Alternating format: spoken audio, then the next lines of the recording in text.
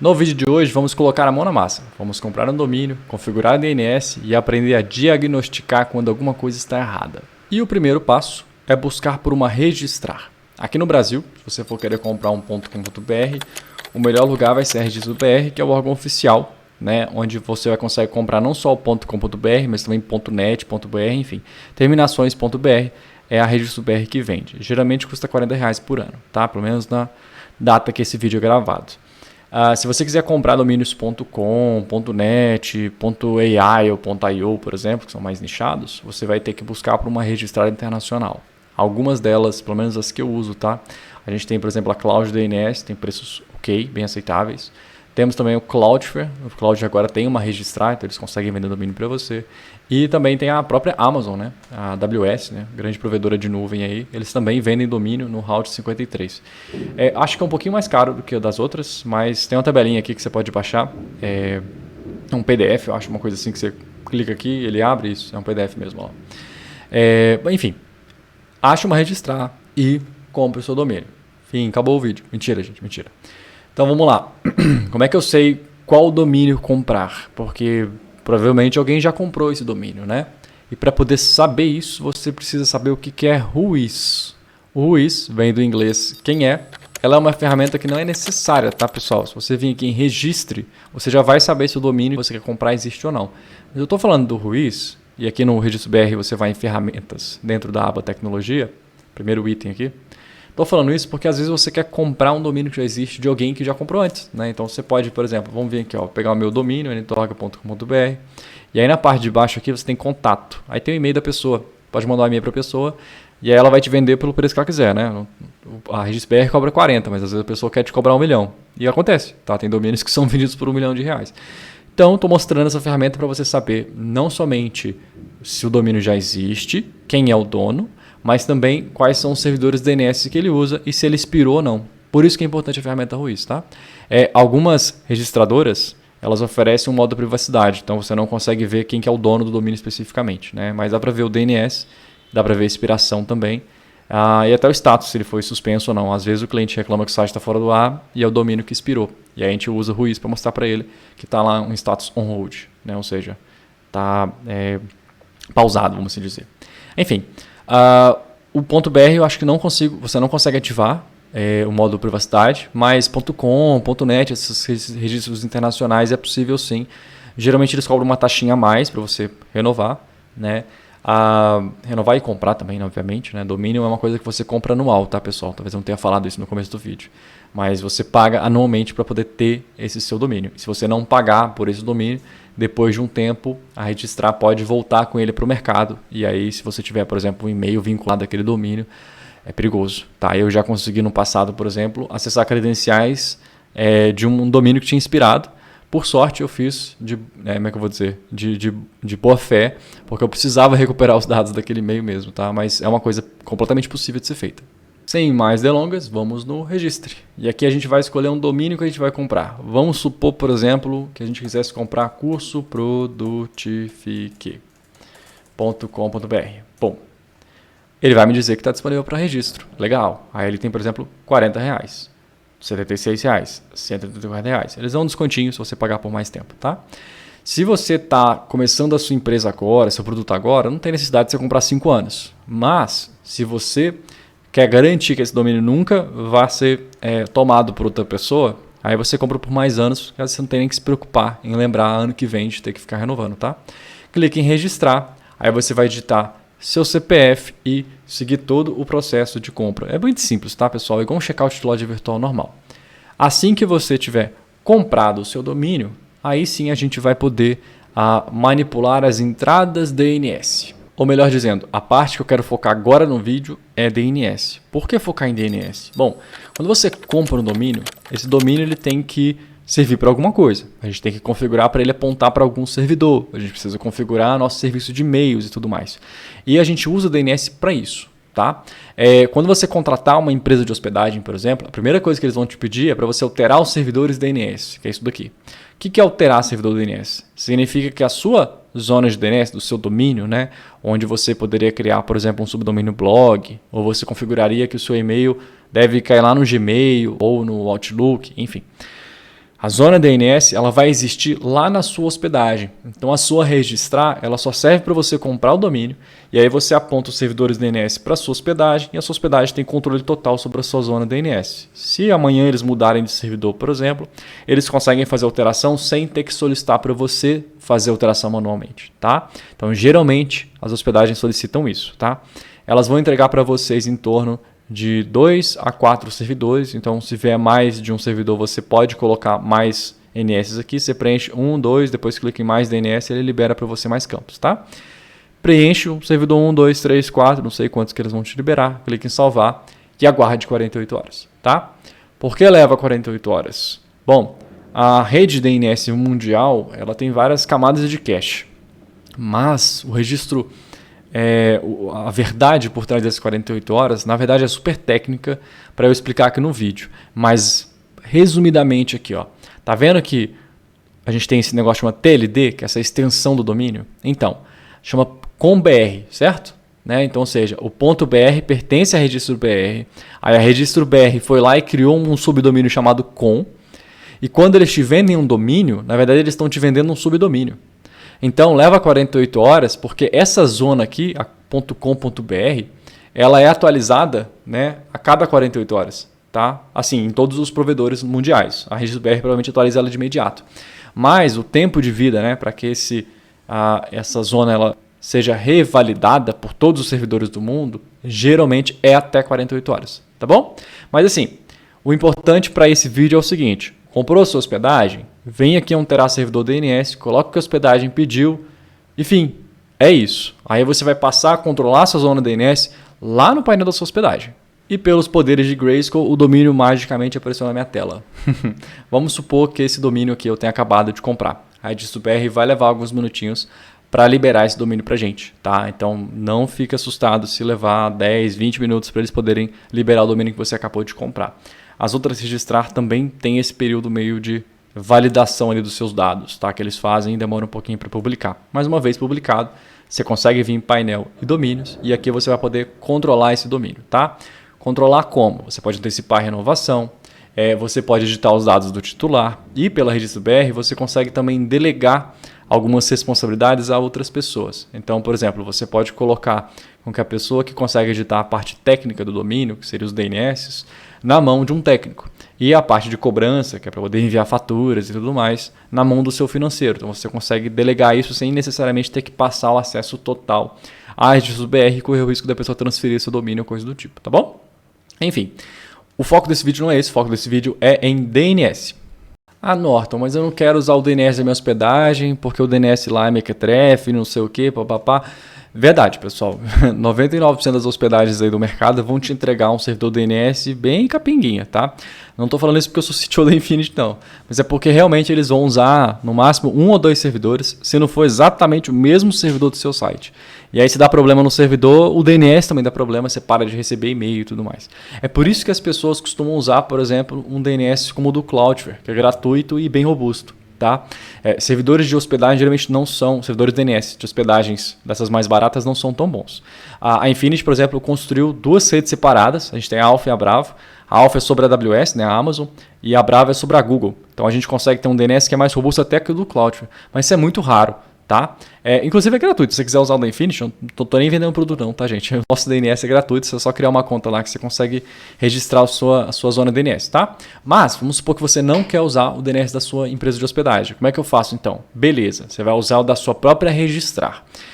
Toda registrar, a empresa que te vende o domínio, geralmente te entrega, tá, o serviço de DNS de forma gratuita. Acho que a Amazon cobra, mas as outras duas ele não cobram, tá? Tanto é que a própria Cloud DNS fala Free DNS Hosting, ou seja, né, claramente para poder hospedar DNS de forma gratuita. Mas enfim, na Registro BR você viria em configuração de gerenciamento, você pode usar esse modo simplificado deles, que aí você só coloca o IP do seu servidor e qual que é o MX, que eu vou explicar daqui a pouquinho o que é o MX do seu servidor de e-mail, mas você pode vir em modo avançado. E aí você confirma que você quer ir para o modo avançado. E aí ele vai liberar essa opção aqui de configurar zona DNS. Mas o que é essa tal da zona DNS? Zona DNS é onde você vai conseguir colocar todos os seus dados. Aqui não está me permitindo adicionar, porque está em transição, né? Enfim.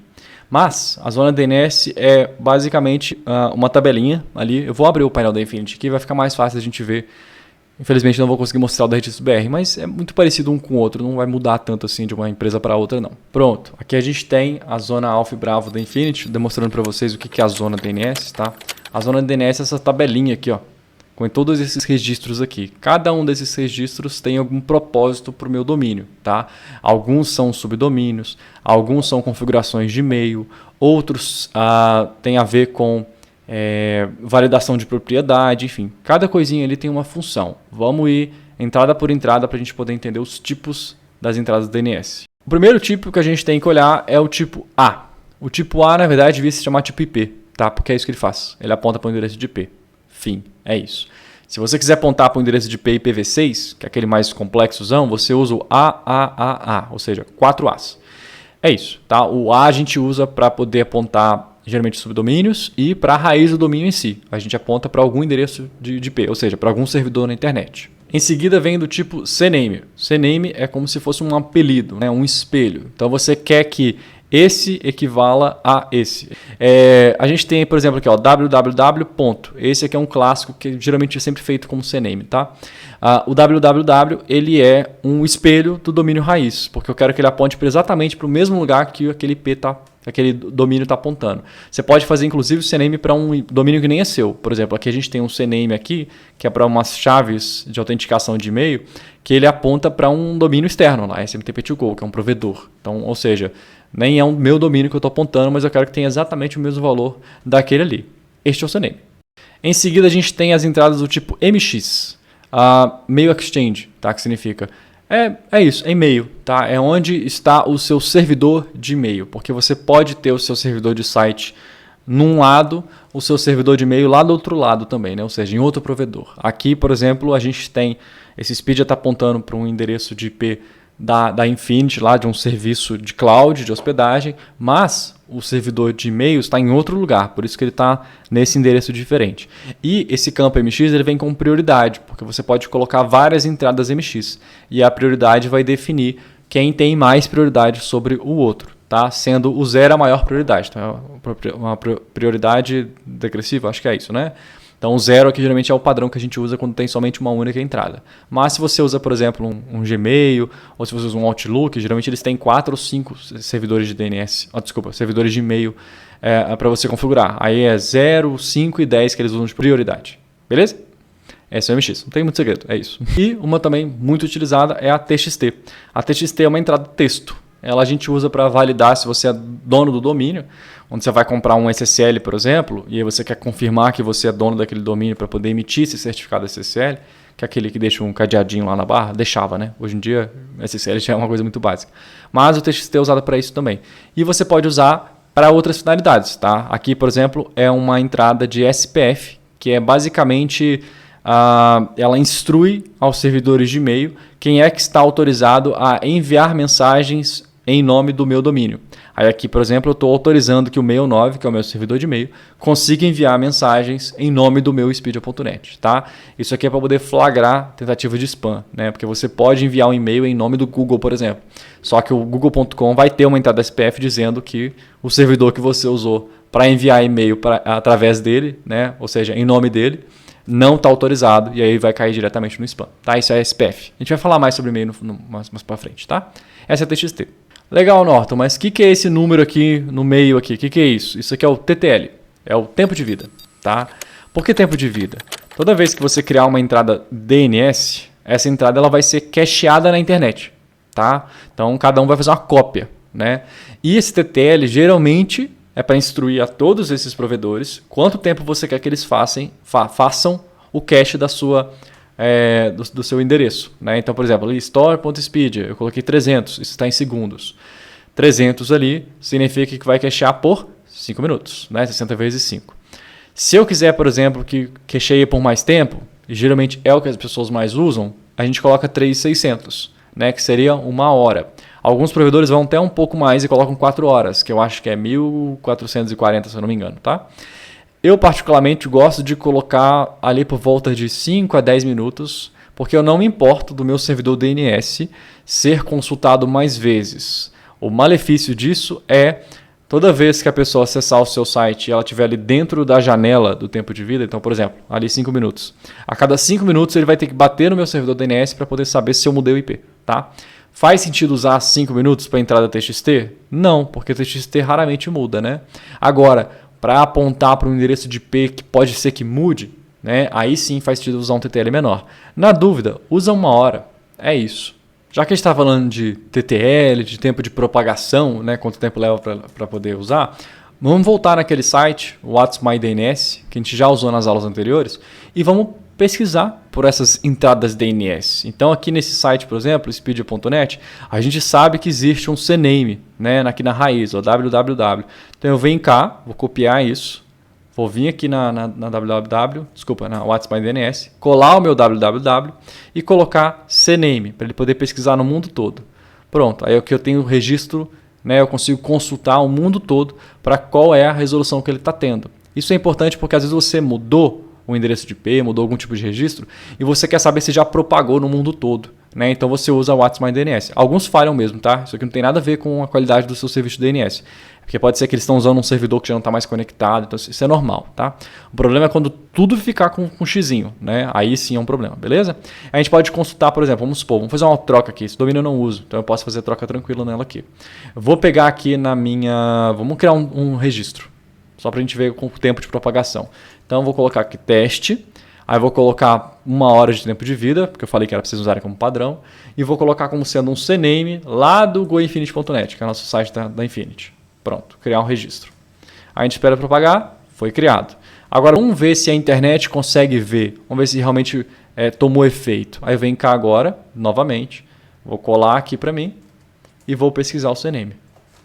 Pronto, olha lá. Ó. A entrada DNS está propagando na internet toda. Tá?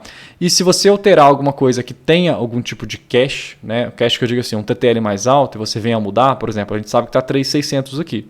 Então se eu vier cá e trocar, por exemplo, para google.com agora, na hora que eu fizer a busca lá de novo, pode ser que algum servidor DNS ainda esteja vendo o valor antigo, que seria o goinfinity.net.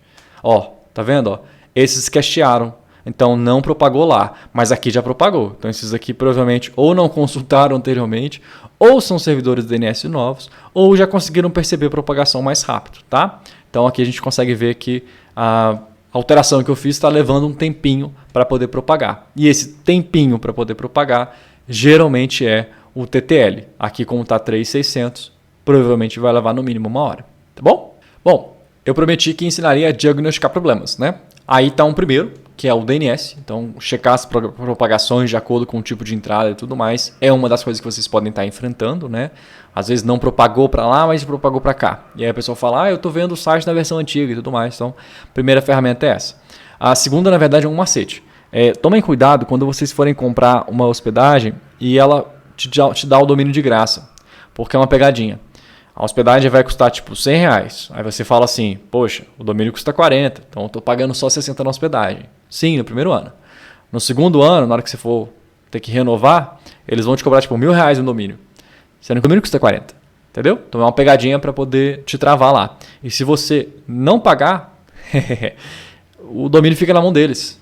O domínio não é seu. Né? Lembra que eu falei que você tem que renovar ele? Então, se você não pagar, o domínio fica travado lá. Não adianta fazer nada. Tá? Nos termos de compromisso lá, vai falar que você estava de acordo com isso. Então, toma cuidado com esse macete. Tá?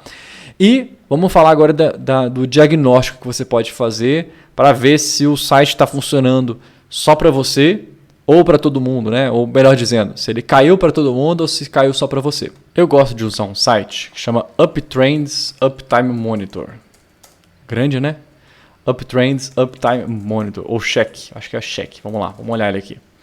O Uptime Check, aqui da Uptrends, você consegue colocar o seu domínio aqui nessa barrinha e verificar ele em todo mundo com ele, né? Ou seja, ou selecionar se você quer ver só na Europa ou só na América do Sul e tudo mais. Vamos pegar, por exemplo, aqui e colocar o site da Globo, por exemplo, beleza. Aí eu vou pesquisar em todos os endpoints, coloco o teste. Aí ele começa a bater no site da Globo em todos os lugares do mundo.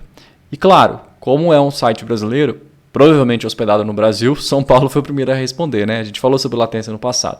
Mas a gente começa a ver que está retornando, para a gente ver se está funcionando em todos os lugares. Se você não está conseguindo acessar, exceto uns 3 lugares aqui específicos, se você não está conseguindo acessar, mas a sua localização ou localização próxima da sua está conseguindo, então provavelmente só você está impedido de acessar o site. Tá? Então o Uptime Trends é uma ótima maneira de você ver isso. Caso isso aconteça, você pode talvez tentar entrar no 4G ao invés do Wi-Fi, porque pode ser que seu endereço de IP tenha sido bloqueado pelo firewall ou pelo servidor da hospedagem, não sei. Ou pode ser um problema do seu provedor, né? Da conexão entre o seu provedor e o servidor destino. Isso porque todos estão voltando verdinho, né? Se não tivesse voltando verdinho, claro, poderia ser um problema de DNS. Você confere lá na sua zona DNS, tá? Ou o servidor saiu do ar também. Tem essa chance. Às vezes o DNS está bem configurado, o servidor está fora para todo mundo. Então é isso, tá?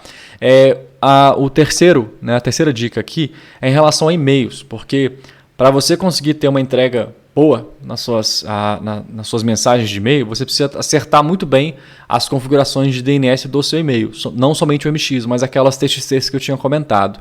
E como é que a gente sabe se está bem configurado ou não? Vou mostrar para vocês uma nova ferramenta. Essa ferramenta chama mailtester.com. Vamos lá. O que você vai fazer? Você vai pegar o seu endereço de e-mail e vai enviar para esse endereço que aparecer aqui, tá? Eu vou fazer um envio aqui na minha outra tela. Vou até usar o e-mail da empresa que usa o Google e tudo mais. Ó, vou só enviar teste. Só isso. Vou fazer um envio e vamos esperar ele aparecer aqui para gente. Bom, vamos lá. Tá rodando. O que esse mailtester faz, tá, pessoal? Ele vai checar as configurações do SPF DKIM e o DMARC, que são 3 coisinhas que você configura no DNS, mas ele também checa a reputação do endereço de IP do seu remetente, né, e coisas do tipo. Olha lá, o e-mail da iFinish, 10 de 10. Aqui ele vai te mostrar tudo que está em relação ao seu e-mail. Então, por exemplo, se o seu domínio ou seu endereço de IP estiver bloqueado em alguma lista negra do mundo todo, aqui vai aparecer para você. Tá? Se a sua configuração de DNS não tiver certinha, ou seja, não tiver propriamente autenticada, por exemplo, o SPF, DKIM, DMARC, são essas configuraçõezinhas, eles vão te falar o que está faltando e provavelmente vai te dar uma instrução ali de como que você faz o ajuste lá na sua zona DNS. Tá? Então, meus e-mails estão caindo na caixa de spam. Faz esse teste aqui, tá? Geralmente as hospedagens mais básicas, para poder manter o custo baixo, eles não colocam só o servidor de DNS no mesmo servidor do seu site, mas eles também colocam um servidor de e-mail. E aí, se o site é invadido e começa a disparar spam, o endereço de IP do servidor, que também é usado para e-mail, vai prejudicar a entrega dos seus endereços das suas mensagens, porque o seu domínio usa aquele servidor de e-mail que está com o endereço de IP em lista negra, tá? Então o ideal é você ter o servidor de DNS, o servidor de e-mail e o servidor de site completamente apartado um do outro, cada um para o seu propósito, tá bom? Com essas ferramentas, pessoal, se você tiver qualquer tipo de problema, você vai ter munição para poder chegar até o suporte e solicitar uma coisa mais precisa. Você vai mandar para ele esses testes que eu te mostrei. Então, você, por exemplo, meu site não está funcionando. Você pode mandar um teste da Uptrends mostrando que está funcionando no mundo todo ou não está funcionando no mundo todo, ou está lento no mundo todo, ou está rápido. Enfim, você vai ter como chegar para a pessoa, né, que vai te ajudar lá no suporte, seja com o seu domínio, ou seja com o seu e-mail, ou seja com a sua hospedagem, e entregar para ele os testes já realizados. Dessa forma o suporte vai ser mais rápido, né? E se a pessoa tentar te engabelar também vai ser mais difícil, porque você tem aqui a prova de que você ou está certo ou está no caminho certo. E aí vai caber do outro lado da pessoa, pelo menos te mostrar o porquê que você talvez esteja interpretando esses dados errados. Mas assim, isso aqui é bem batata, tá? Geralmente um site que está funcionando, uma configuração DNS que está bem feita, ela vai funcionar em todo lugar do mundo, tá? Exceto se você configurar um bloqueio lá de não permitir algum país, e o seu endereço de e-mail vai ficar supimpa. É isso por essa aula. Até a próxima, pessoal.